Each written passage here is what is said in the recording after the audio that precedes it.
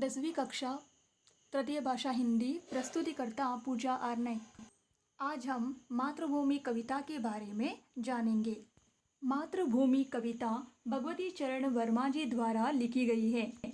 उसका जन्म 30 अगस्त 1903 को हुआ था।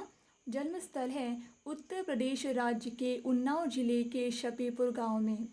पत्रिकाओं का संपादन किया है वो है विचार और नवजीवन। उपन्यास है अपने खिलौने, पतन, 3 वर्ष, चित्रलेखा, भूले बिसरे चित्र, टेढ़े मेढ़े रास्ते, युवराज चुंडा और आदि उपन्यास उसने लिखा है।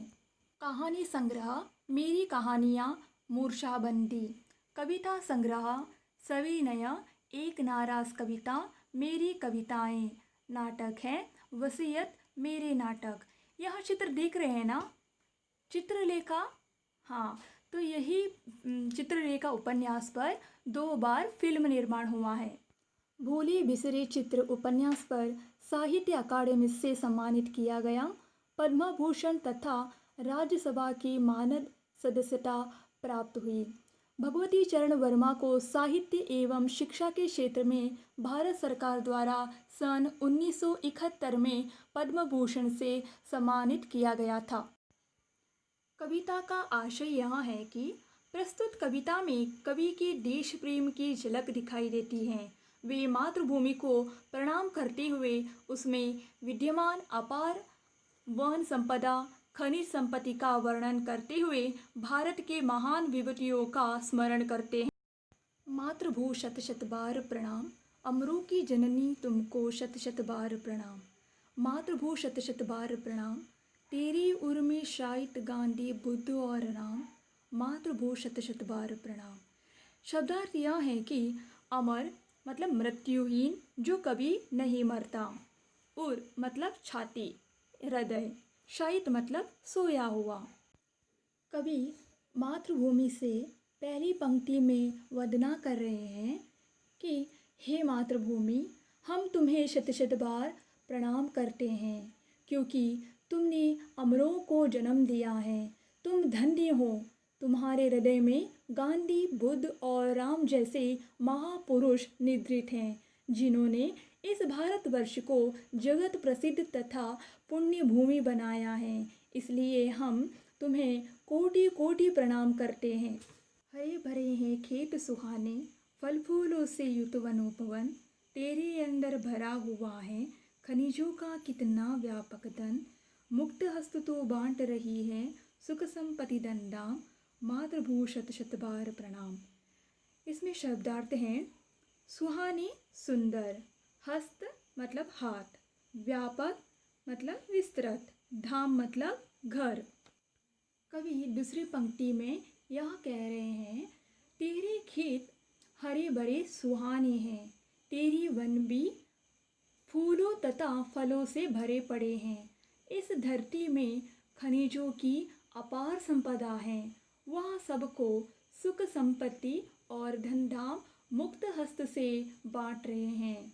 इसलिए मातृभूमि को शत शत बार प्रणाम करना चाहते हैं। एक हाथ में न्याय पताका, ज्ञान दीप दूसरे हाथ में, जग का रूप बदल दी है माँ, कोटि कोटि हम आज साथ में। गूंज उठे जय हिंद नाद से सकल नगर और ग्राम, मातृभू शत शत बार प्रणाम। शब्दार्थ यह है कि पताका झंडा, गूंजना प्रतिध्वनित होना। कवि तीसरी पंक्ति में यह कह रहे हैं भारत माता की एक हाथ में न्याय पताका है और दूसरे हाथ में ज्ञान का दीप है। अर्थात माँ न्याय के साथ ज्ञान भी दे रही हैं। हे माँ, इस तरह ज्ञान दीप से जग के रूप को बदल देना। कोटि कोटि भारतवासी हम तेरे साथ हैं।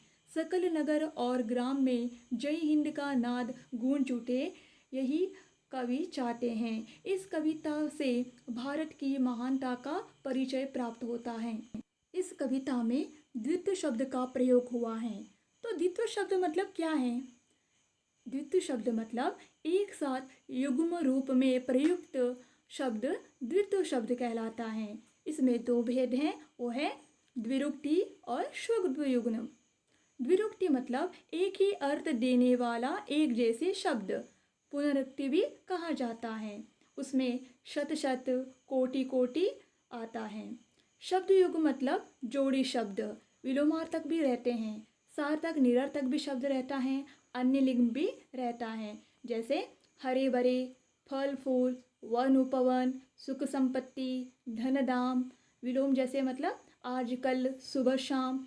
और वहाँ पे मारपीट, चाय वाय, ये सभी द्वित्व शब्द में आता है। मातृभू शत शत बार प्रणाम, मातृभू शत शत बार प्रणाम, अमरों की जननी तुमको शत शत बार प्रणाम, मातृभू शत शत बार प्रणाम, मातृभू शत शत बार प्रणाम। तेरी ओर में शाहिद गांधी, बुद्ध और राम, मातृभू शत शत बार प्रणाम, मातृभू शत शत बार प्रणाम। हरे भरे हैं खेत सुहाने, फल फूलों से युत वन उपवन, हरे भरे हैं खेत सुहाने, फल फूलों से युत वन उपवन। तेरे अंदर भरा हुआ है खनिजों का कितना व्यापक धन, मुक्त हस्त तू बांट रही है सुख संपत्ति धन धाम, मातृभू शत शत बार प्रणाम, मातृभू शत शत बार प्रणाम। एक हाथ में न्याय पताका, ज्ञान दीप दूसरे हाथ में, एक हाथ में न्याय पताका, ज्ञान दीप दूसरे हाथ में। जग का रूप बदल दे हे माँ, कोटि कोटि हम आज साथ में। गूंज उठी जय हिंद नाद से सकल नगर और ग्राम, मातृभू शत शत बार प्रणाम, मातृभू शत शत बार प्रणाम। अमरों की जननी तुमको शत शत बार प्रणाम, मातृभू शत शत बार प्रणाम, मातृभू शत शत बार प्रणाम। इस तरह कविता को कंठस्थ कीजिएगा। धन्यवाद।